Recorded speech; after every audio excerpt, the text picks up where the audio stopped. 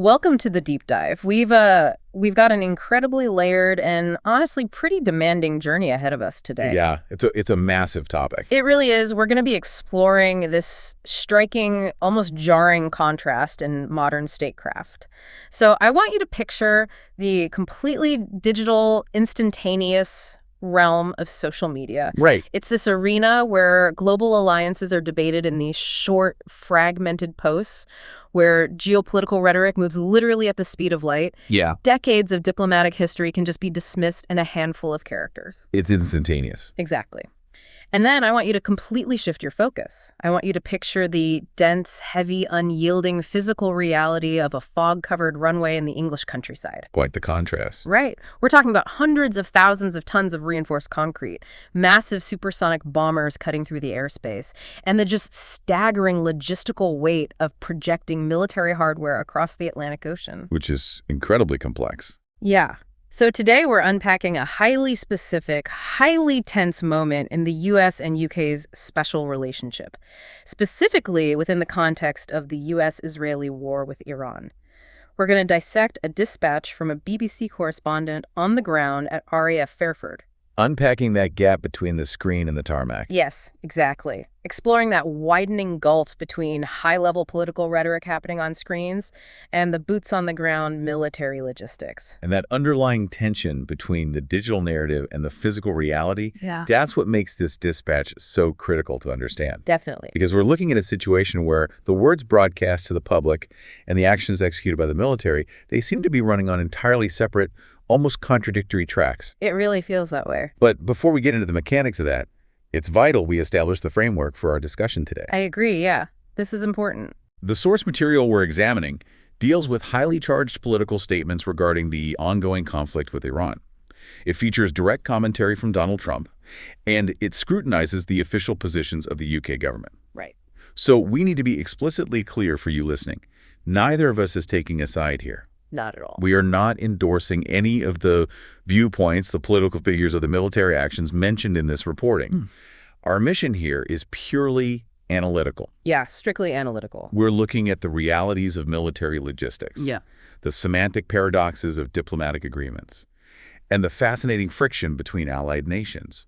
This is about understanding the machinery of the situation, not adjudicating the politics. That is a crucial baseline to establish, because when you're dealing with a conflict of this scale and political figures with this level of visibility, the partisan noise can easily drown out the actual strategic movements. It's deafening sometimes. Yeah, so if we strip away the political loyalties and focus strictly on the physical and diplomatic data points provided in the reporting, we get a masterclass in the complexities of international alliances. We really do. So let's look at the roadmap for this deep dive. We'll start by examining the immediate diplomatic friction, that contrast between the digital rhetoric regarding the alliance and the physical readiness of naval assets. Right. From there, we'll move into a complex semantic and legal puzzle surrounding the phrase defensive purposes only. Oh, that phrase. Yeah, as it applies to international military agreements. Then we're going to take a really close look at the environment of RAF Fairford itself. It's a space where sovereign borders seem to blur. It's a fascinating place. It is. And finally, we'll examine the hardware, the sheer scale of the logistics involved, and how open source intelligence allows us to read the supply chain to predict the next strategic move. So let's look at that initial diplomatic friction. The BBC report centers on comments made by President Trump on the platform Truth Social, where he directed significant scorn toward the British government's stance on the war. Right. According to the dispatch, he accused the UK leadership of seeking to involve themselves in conflicts that, to use his exact phrasing, already been won. Already been won. Right. Seemingly mocking their hesitation or their differing strategic approach to offensive operations against Iran. But the most loaded phrase in that digital broadcast was his reference to the UK as our once great ally. Once great ally. Yeah. It is really worth pausing on the historical weight of those words. The U.S.-UK special relationship, it isn't just a casual diplomatic term. No, it's foundational. It's the foundational architecture of post-WWII Western security. It encompasses deep intelligence sharing via the Five Eyes, integrated nuclear defense protocols, decades of joint military operations. Exactly. So for a U.S. president to publicly deploy the past tense once great on a social media platform, That is a deliberate rhetorical downgrading of that architecture. It's a massive signal. Yeah, and he also explicitly stated that the United States had no need for Britain's aircraft carriers in this theater. Right. He specifically called out the carriers. But then the correspondent points out this massive, undeniable physical contradiction. At the very moment those statements were circulating, the HMS Prince of Wales, which is one of the UK's 2 Queen Elizabeth-class aircraft carriers, was put on advanced readiness to deploy to the Middle East. Right. So how do we square that public dismissal with the massive kinetic energy of preparing a carrier strike group? Well, it's tempting to view it merely as a breakdown in communication. Yeah. But it's actually much more likely a demonstration of how modern statecraft operates on dual, often conflicting tracks. What do you mean by that? Well, advanced readiness for a vessel like the HMS Prince of Wales is not a subtle maneuver. No. We are talking about a 65,000-ton warship. It's a floating city. Exactly. Putting that on advanced readiness involves recalling personnel, canceling shore leave, activating complex supply chains for aviation fuel and munitions, Yeah. and coordinating the accompanying destroyer and frigate escorts. Right. It is a highly visible, highly expensive mobilization of national power. Yeah, you can't exactly hide it. You can't. So when the political rhetoric out of Washington dismisses this very asset, it forces us to consider the audience for these messages. Okay, right. The digital rhetoric may be aimed at a domestic political base, right? Projecting a narrative of American unilateral dominance and self-sufficiency. Right, the we don't need anyone else narrative. Exactly. Meanwhile, the physical mobilization of the carrier is a signal to adversaries in the Middle East, and perhaps quietly to the Pentagon, that the UK remains a capable and willing military partner regardless of the political theater. You know, it raises an interesting question about diplomatic cover. Well, you could argue that public friction sometimes serves a strategic purpose. Like, is it possible that the public dismissal actually allows the UK some political breathing room domestically while they quietly synchronize their military assets with the US in the background? That's a very sharp observation. It's like, think about it like having a friend who publicly says they don't need your help moving. Right. They're telling everyone, I've got this. I don't need anyone. But meanwhile, you're already in their driveway packing boxes into the back of a truck. Yeah. The public dismissal might just be saving face for someone while the actual work is getting done. And we've seen historical precedents for this. Look at the period before the U.S. officially entered the Second World War. The isolationist period. Exactly. The public stance was strictly isolationist, but behind the scenes, the Lend-Lease policy was a massive logistical pipeline supplying the UK. The rhetoric and the logistics were completely divorced until the geopolitical reality forced them to align. Here, the words say, we don't need you, but the sheer volume of fuel and munitions being loaded onto a British carrier suggests a highly integrated, pre-planned regional strategy is actually in motion. That historical comparison is incredibly apt. It highlights the deeply complex backdrop against which the military personnel on both sides actually have to operate. Yeah, imagine being the boots on the ground there. The logistics officers and the naval commanders are tasked with executing highly sensitive, closely coordinated maneuvers, all while the political leadership is publicly questioning the utility of the alliance. It must be surreal.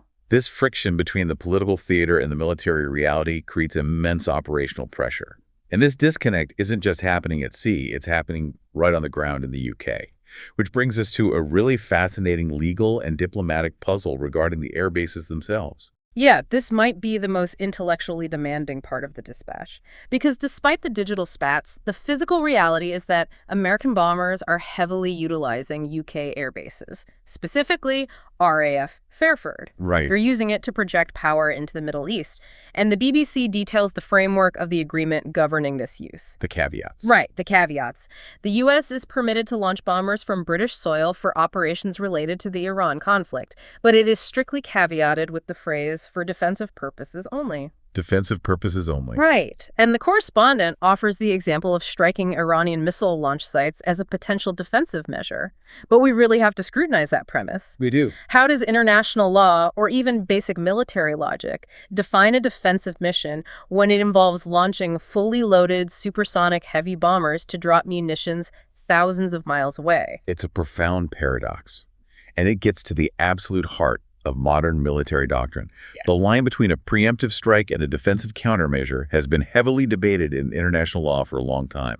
It dates back to the Caroline test in the 19th century, which established the criteria for anticipatory self-defense. Right, the idea of an imminent threat. Exactly. Yeah. So if Allied intelligence indicates that a missile site is actively fueling and targeting Allied assets, is destroying that site on the ground an act of offense or an act of defense. Right, if they're about to pull the trigger.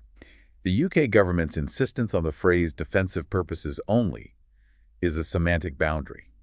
It's designed to satisfy domestic political concerns and adhere to specific interpretations of international law. Ensuring the UK isn't technically a co-belligerent in an offensive war. Precisely.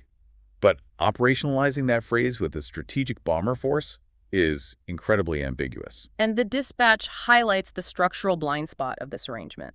The BBC reporter explicitly asks how the UK government actually monitors these US activities to ensure compliance with the defensive stipulation. That's the million-dollar question. Right. If you're providing the runway, how do you verify the targeting data of the aircraft using it? And when pressed on this, the UK Ministry of Defense refused to elaborate. They stated simply that they won't comment on those operational conversations that they have with the United States. Which is? That refusal to comment is doing a massive amount of heavy lifting. Oh, it absolutely is. Oh. In the realm of international relations, a no comment regarding operational specifics is rarely just a matter of bureaucratic secrecy. Right. It is often a deliberate shield for plausible deniability. Ah. Let's examine the mechanics of what it would actually take for the UK to enforce this defensive clause. Okay, let's break that down. It would require British liaison officers to have full access to highly classified U.S. targeting packages, Real-time data. real-time mission parameters, and the specific payload configurations of every single bomber launching from Fairford. Which is highly sensitive information. Incredibly sensitive. Now, given the deeply integrated nature of U.S.-UK intelligence, it is highly probable that the U.K. does have a significant degree of visibility into these operations. Yeah, because of the Five Eyes in their history. Exactly. However, acknowledging that visibility publicly would instantly make the UK government politically culpable for every munition dropped. Oh, wow. So it's worth challenging the assumption that the UK is in the dark. Absolutely. You could argue that the phrase defensive purposes only, combined with no comment on the monitoring, is the exact formula required to maintain the alliance without fracturing the UK's domestic political coalition. It's a very delicate dance. It allows the UK to provide the indispensable geographical asset, the runway, while the US absorbs the geopolitical responsibility for the kinetic strikes. It's an exercise in diplomatic compartmentalization. But it requires a massive reserve of institutional trust between the two militaries. Yes, it does. The UK is absorbing the inherent risk of hosting active bomber squadrons during a volatile regional conflict, trusting that the US will not push the operational envelope so far that it breaks the political agreement. Which brings us right back to the contradiction we started with. The political leadership is experiencing, or at least projecting, intense public friction. The Truth Social posts. Right. Yet, the military-to-military trust required to sustain this arrangement at RAF Fairford remains robust enough to facilitate the continuous launch of strategic bombers. It's wild. The resilience of the physical and logistical alliance is superseding the volatility of the digital rhetoric. And to truly understand the depth of that resilience, we have to look closely at the geography and infrastructure of RAF Fairford itself. Yeah, the way the correspondent describes Fairford is genuinely surreal. It is technically a Royal Air Force base, but the dispatch notes it has been used almost exclusively by the United States Air Force since the end of the Second World War. Nearly 80 years. We're looking at nearly 80 years of continuous American military presence on a specific patch of sovereign English territory. Yeah. The reporter paints this picture of walking through the traditional Gloucestershire countryside. Beautiful area. Very traditional.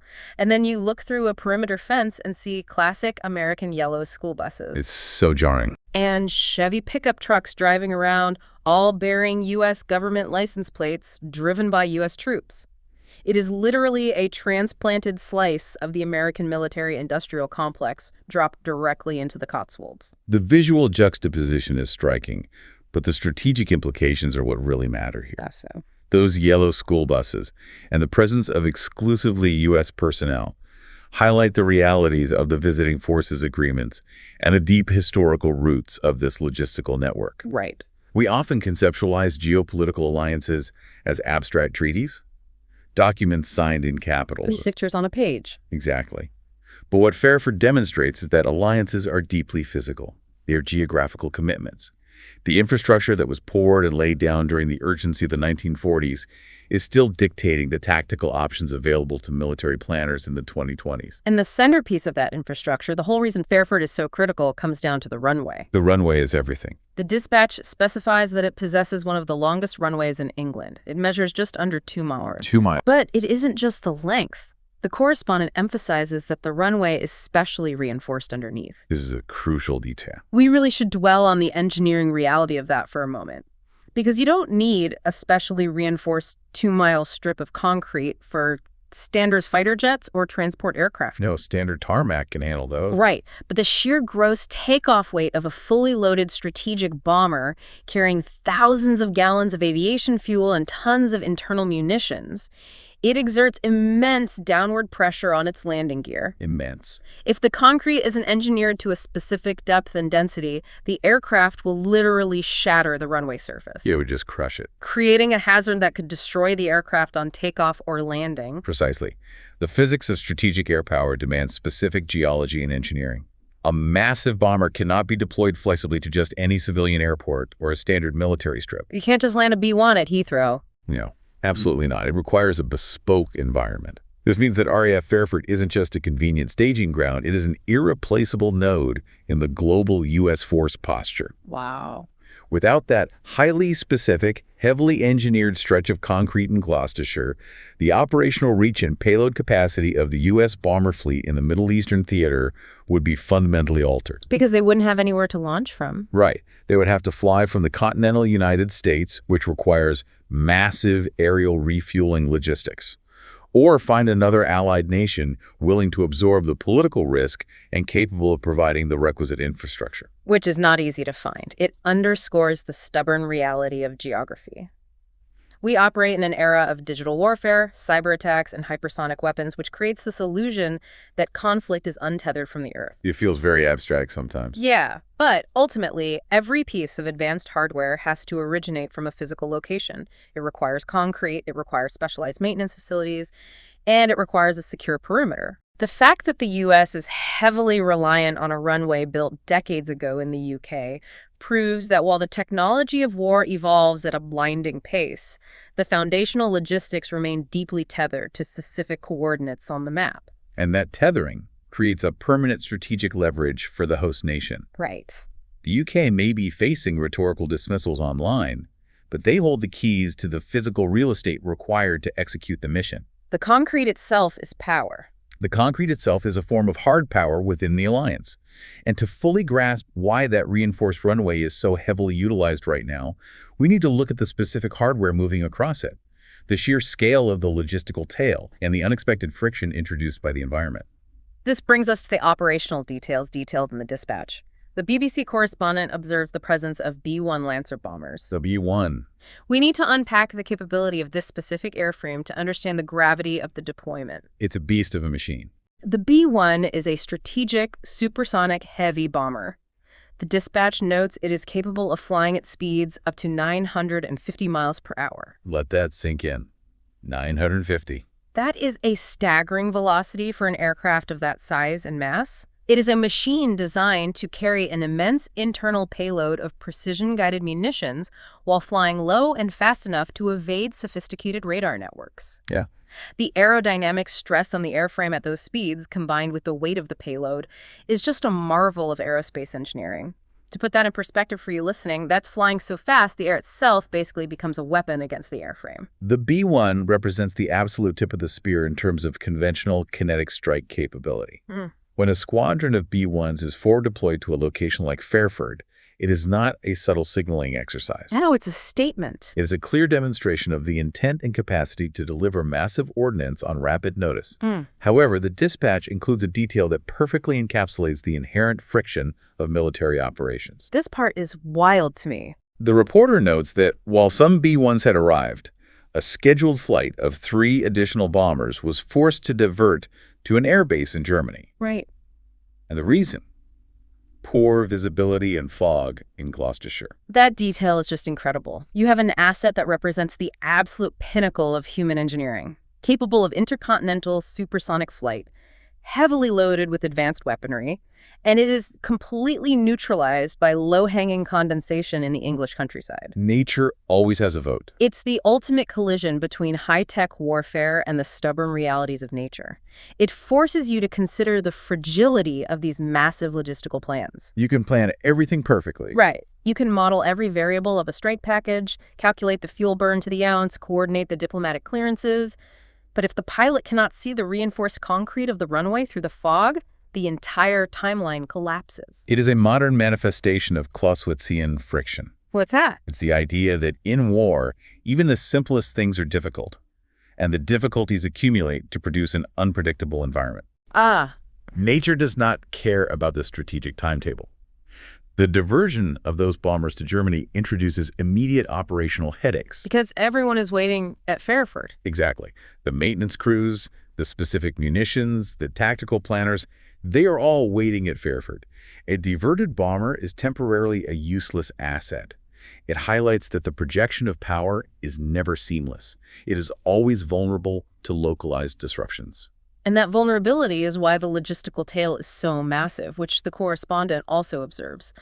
Alongside the sleek, supersonic B-1s, the dispatch notes the arrival of what the reporter describes as stubby jumbo jets. The transporters. Right. These are the 747 cargo variants, and they are arriving constantly. They aren't carrying troops. They are heavily loaded with munitions, ground support equipment, and highly specialized spare parts. It's a massive undertaking. It's crucial to understand that deploying a strategic bomber isn't just about flying the plane across the ocean. A B-1 cannot operate autonomously for long. It requires an incredibly complex ecosystem of maintenance. You are essentially talking about moving a small, highly specialized industrial city across the Atlantic. Wow.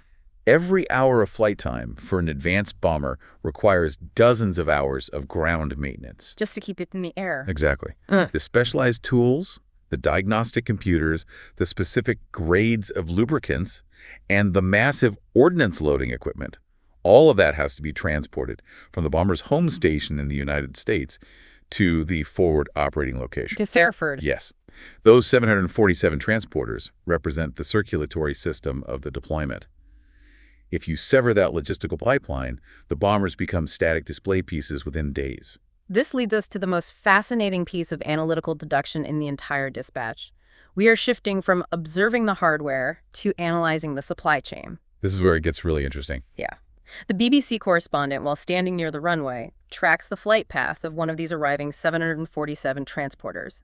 He notes its origin point. It is arriving from Minot Air Force Base in North Dakota. This is where open-source intelligence and logistical sleuthing become incredibly powerful. This is a brilliant example of how modern observation works. Minot Air Force Base is not a B-1 base. Okay. It is the home of the B-52 Stratofortress. The BUF. Exactly. And the B-52 is a fundamentally different aircraft than the B-1. It's a massive 8-engine, subsonic, heavy bomber. It has an entirely different mechanical architecture, different maintenance requirements, and different payload configurations. So it needs different parts. Therefore, it requires a completely distinct logistical footprint. So the correspondent deduces that because a transporter aircraft is hauling cargo from a dedicated B-52 base in North Dakota to a runway in England, it is highly probable that the B-52s themselves are scheduled to deploy to Fairford shortly. It is a profound shift in how we understand military movements. You don't just look at the sky to see what the military is doing. You look at the cargo manifests. You look at the luggage. Exactly. You look at the luggage. The arrival of that specific 747 is the tell. It reveals that the deployment is expanding. Bringing in the B-52s changes the strategic calculus. Massively. They carry different standoff weapons and represent a different kind of endurance and payload capacity. The fact that a reporter on the ground can deduce a major strategic escalation simply by tracking the origin of a cargo plane, it highlights how difficult it is to conceal modern military operations. The logistical tail is simply too large to hide. And if we tie this deduction back to our broader discussion, the arrival of B-52 supply chains is a massive, undeniable physical commitment of resources. Yeah. You do not initiate the transatlantic movement of a Stratofortress ecosystem lightly. It requires massive funding, intricate planning, and definitive strategic intent from the Pentagon. It's not a drill. No. And it cuts straight through the ambiguity of the digital rhetoric. While the political leadership may be trading barbs on social media about who needs whom, the U.S. military is quietly, methodically pouring the resources of multiple bomber fleets into a British airbase. So let's pull all of these complex threads together. We began by examining the high-level, instantaneous friction of a social media post. A U.S. president dismissing a foundational alliance, calling the U.K. a once great ally, and rejecting the need for their naval assets. Right, the digital noise. But beneath that digital noise, we found the heavy, grinding reality of the HMS Prince of Wales being mobilized for advanced readiness. We explored the deep legal and semantic ambiguities of the defensive purposes only clause and the deliberate diplomatic shield of the UK's refusal to comment on operational monitoring. And we then grounded those diplomatic abstractions in the physical reality of RAF Fairford, a 2-mile stretch of heavily engineered concrete that functions as a sovereign American outpost in the English countryside. Yeah. We saw how decades-old infrastructure dictates modern strategic options. Right. And finally, we examined the friction and scale of the operations themselves. Supersonic bombers diverted by localized weather, and the massive observable logistical pipelines that allow analysts to predict the arrival of B-52 squadrons simply by tracking cargo planes from North Dakota. It really demonstrates that to accurately read the geopolitical landscape, you cannot solely rely on the broadcasted rhetoric. You have to look at the physical mechanics. Always.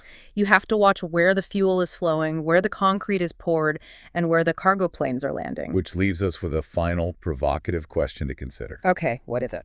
We have seen how deeply reliant the United States is on the physical infrastructure provided by the UK, despite the public dismissals. Right, they need that runway. And we have also seen how the UK utilizes strategic ambiguity to host these bombers while maintaining domestic political stability. So, in an era where leaders can instantly generate global political friction with a single digital post, does the enduring physical reality of a 2-mile reinforced runway ultimately hold more diplomatic leverage than any rhetoric? That's a great point. When the strategic chips are down, what binds an alliance tighter? The words spoken in public or the shared logistical reality on the ground? That is the perfect question to leave you with. Thank you for joining us on this incredibly detailed exploration of diplomacy, semantics, and heavy logistics. Keep looking past the rhetoric, keep examining the physical realities of the world, and we will catch you on the next deep dive.